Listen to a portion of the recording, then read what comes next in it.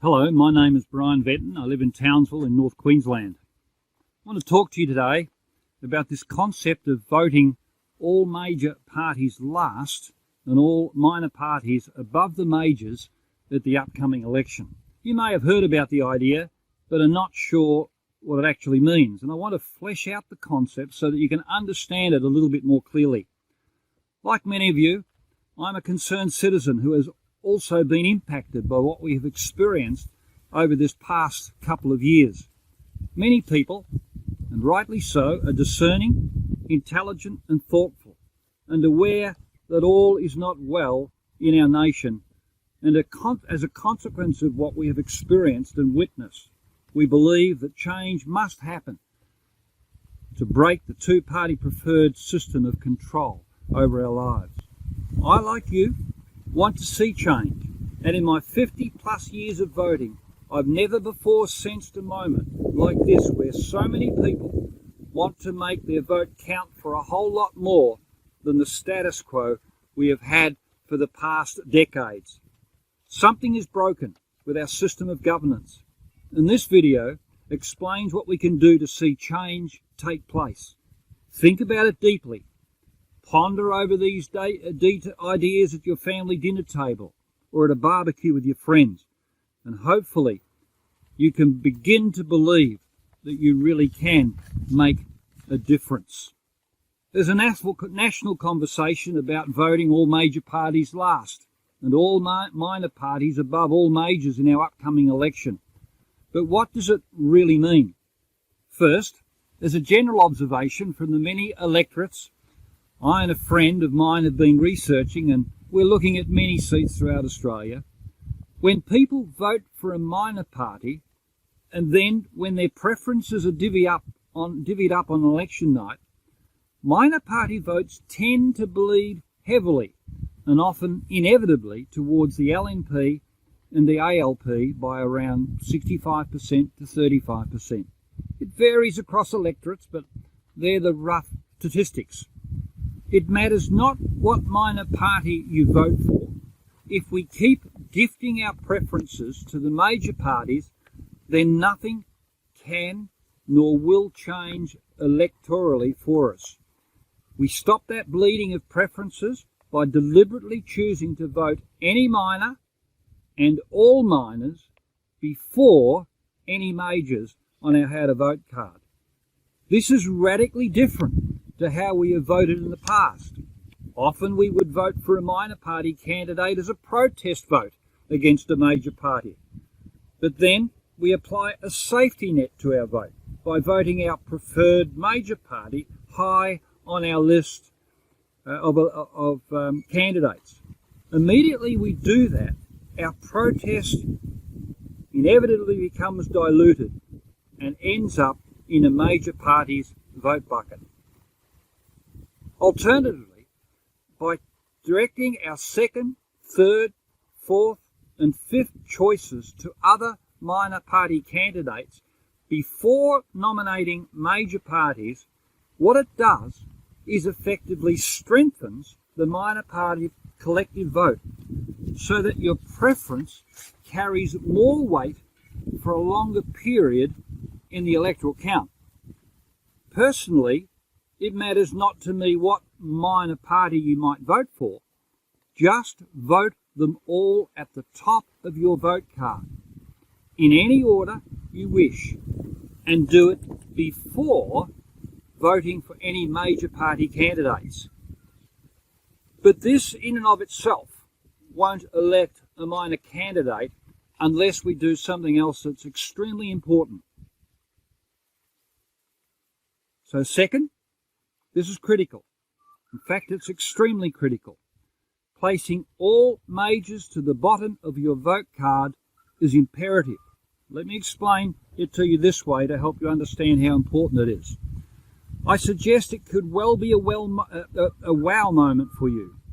The poignancy of this strategy is powerful, and major parties use this strategy themselves to drive outcomes for their own ends, and they've done it over the years.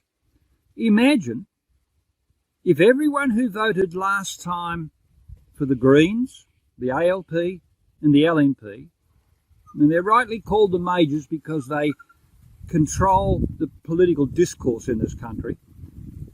But if this time around, people who normally voted for the majors as their first choice decided this time to put each of those parties last on their ticket. Question: how many primary votes would they get? Think about it. Very hard. The answer is none. Let it sink in.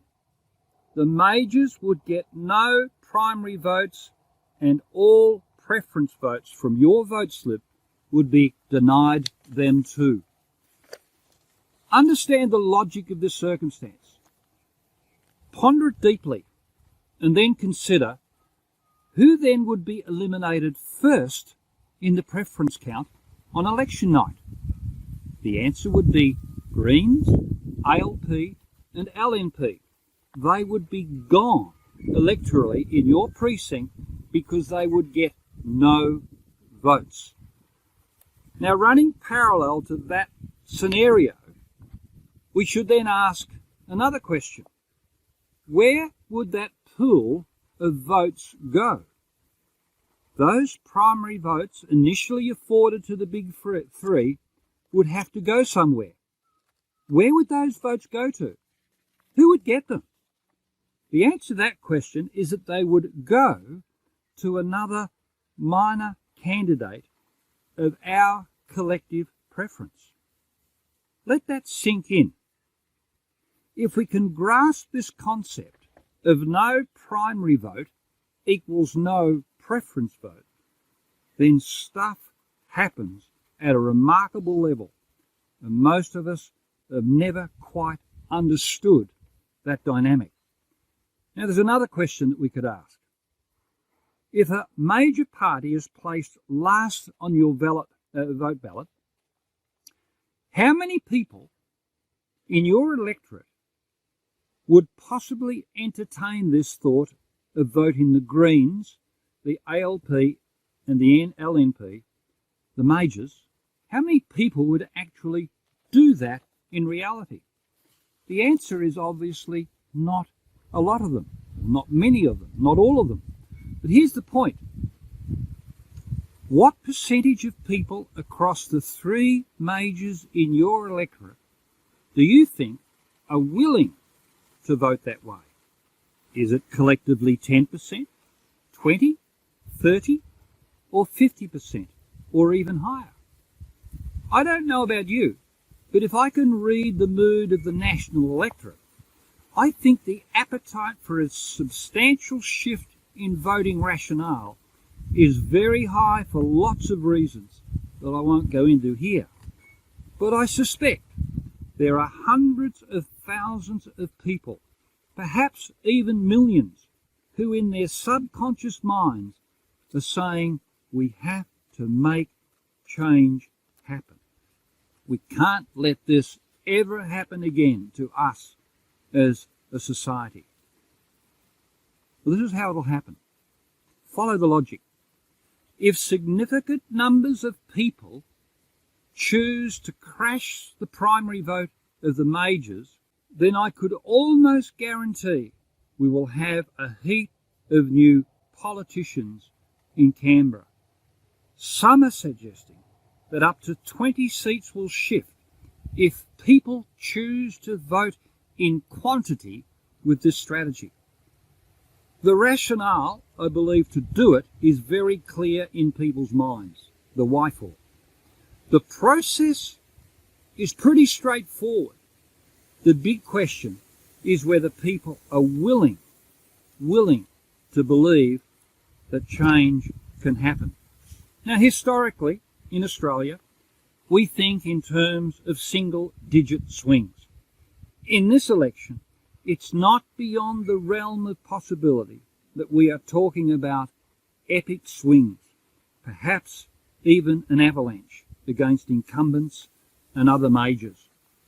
Why?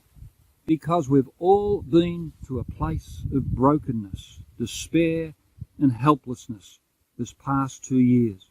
We've been funneled into levels of compliance, and all majors on both sides of politics, federally and state, without exception, are culpable, and it is time we as the people held them to account.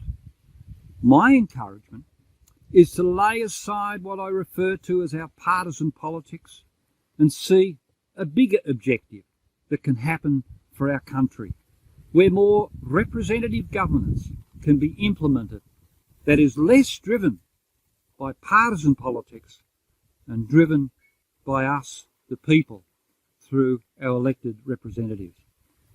I suggest we need to get behind all the minors, almost as a non-aligned coalition of candidates, and drive down the primary vote of the majors and get people into Parliament who represent our interests in benevolent ways, rather than the current apparent alignment to globalist agenda by our majors. We must work together to achieve this objective if we want change to occur and break the stranglehold over our lives of the dominant two-party preferred system of government. Be the change you want to see happen. Thank you for listening. We are going to need an army of big boots to protect future generations of little ones. Please stand up and vote. Your freedom depends on it. Spoken by B. Venten, authorised by D. Abel, Brisbane.